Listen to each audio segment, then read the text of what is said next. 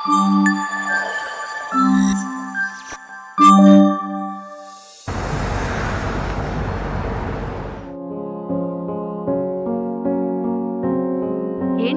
రోజు 10 దాటితే గాని పక్క దిగవు, ఈ రోజేంటి పెందల కాడ లేచావు?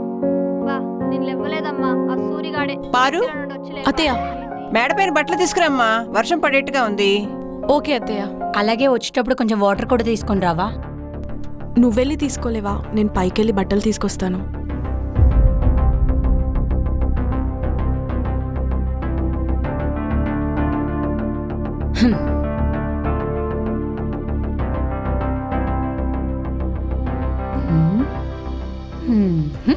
రాణి, వెళ్ళి వంట చెయ్యి. టైం ఎంతుందో తెలుసా?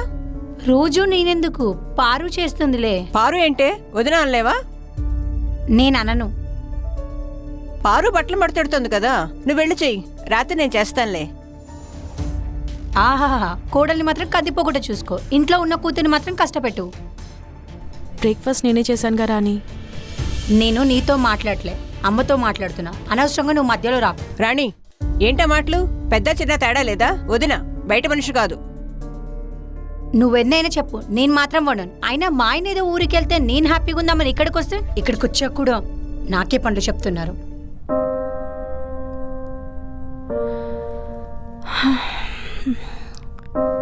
సరే అత్తయ్య, నేను వెళ్ళి వంట చేస్తాను. టాబ్లెట్స్ వేసుకోవాలి కదా మీరు. అలాగే.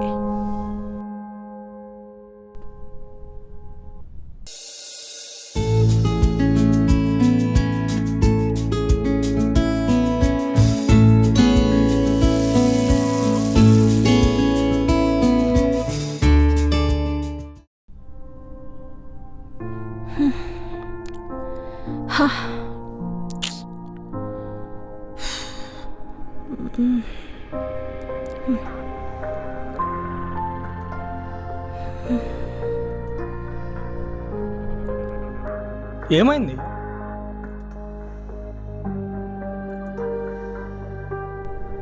ఏమైంది పారు? మార్నింగ్ నుంచి పనులు చేసి చేసి అలసిపోయాను. అమ్మ రాణి కూడా ఉన్నారు కదా, హెల్ప్ చేయలేదా? రాణి ఏమో ఊరికే గొడవ పెట్టుకుంటుంది, అత్తయ్యకేమో ఒంట్లో బాగాలేదు, అందుకే నేనే చేయాల్సి వచ్చింది. చేసి చేసి చాలా సఫకేటింగ్గా ఉంది. మనం అందరం ఒకే ఫ్యామిలీ కదా, చెల్లికి కలవడానికి కొంచెం టైం పట్టిద్ది. నువ్వేం ఫీల్ అవ్వకు. రేపు నాకు ఆఫీస్ ఆఫ్ ఉంది, బయటికి వెళ్దామా? ఓకే, బట్ అత్తయ్య ఏమంటారో? అమ్మని నేను మేనేజ్ చేస్తాను కదా. అయితే ఓకే.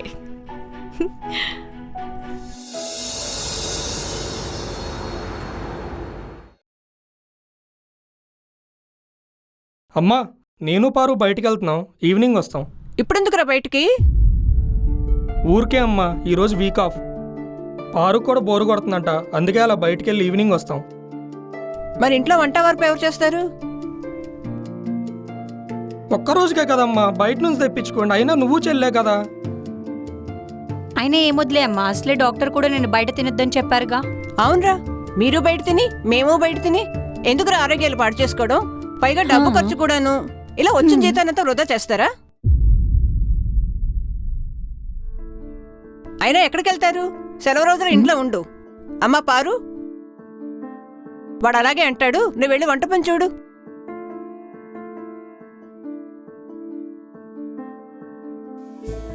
అయినా ఒక్క రోజుకి ఏమవుతుందమ్మా? నువ్వు ఊరుకోరా, అది వెళ్ళిపోతే ఇంట్లో పని ఎవరు చేస్తారు? అయినా మీ ఇద్దరు బయటికి వెళ్తే ఇంట్లో ఉండి మేమేం చేయాలి? ఛీ,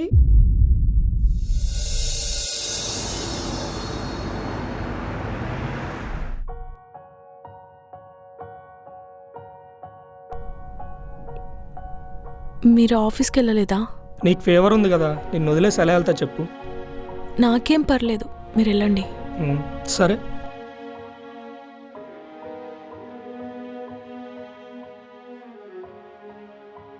టైంకి టాబ్లెట్లు వేసుకో. పారు, బట్టలన్నీ వాషింగ్ మిషన్లో వేసేయమ్మా. అమ్మా, తనకు బాగాలేదు, ఈరోజేం పనులు చెప్పకు, కావాలంటే రానీకి చెప్పు. నేనెందుకు చేస్తాను? నాకు అత్తగారిల్లుంది, నేను ఇక్కడ పనులు చేయడానికి రాలేదు. అయినా రూపాయి కట్నం లేకుండా పెళ్లి చేసుకున్నామని ఫ్రీగా తింటూ కూర్చుందాం అనుకుంటుందేమో. పనులు కూడా చేయాలని చెప్పు తనకి. రాణి, పెద్ద చిన్న లేదా? నీకు మీ అత్తగారు ఇలాగో తనకిది ఫ్యామిలీ.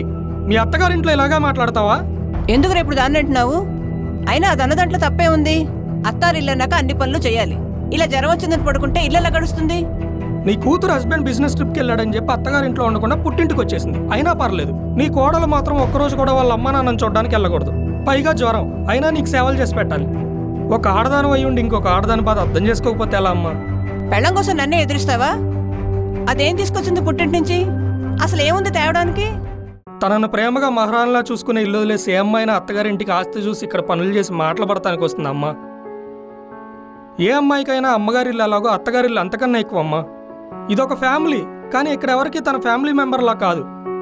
అందుకే తనను మంచిగా చూసుకునే ఫ్యామిలీ దగ్గరికి వెళ్ళిపోదాం అనుకుంటున్నానమ్మా. పారు, బట్టలు ప్యాక్ చేసుకో. నాకు ఆస్తి అంతస్తులు అవసరం లేదమ్మా. నేను నిన్నెంత ప్రేమిస్తాను, నా పిల్లాన్ని కూడా అంతే ప్రేమిస్తాను. కావాలంటే నువ్వు రావచ్చు తన ఇంటికి. నా భార్య ఎక్కడుంటే అదే నా ఇల్లు. అయినా పెళ్లి గురించి ఇంకొక ఆడదానికి చెప్తున్నా చూడు. ఆగరా. ఇన్నాళ్ళు ఒక అత్తగా అమ్మగా ఆలోచించాను కానీ ఒక ఆడదానిలా ఆలోచించలేదు. మా అత్తగారు నన్ను ఎలా చూసిందో నేను అలాగే చూడాలనుకున్నాను. ఈసారి అలా జరగదు. నా కొడుకంటే ఎంత ప్రేమో, నా కాళ్ళన్నా అంత ప్రేమ. మేమేమైనా తప్పుగా ప్రవర్తించుంటే మమ్మల్ని క్షమించమ్మా. అయ్యో అత్తయ్య. ఐఎమ్ సారీ వదిన. అంటే అన్నయ్య చెప్పకుండా పెళ్లి చేసుకున్నాడనే కోపం తప్ప నీ మీద ద్వేషం లేదు. నా కాళ్ళున్న చోటే నేనుంటాను. ఆడదాన్ని అర్థం చేసుకునే మగాడికి అన్నాను అని గర్వంగా ఉందిరా.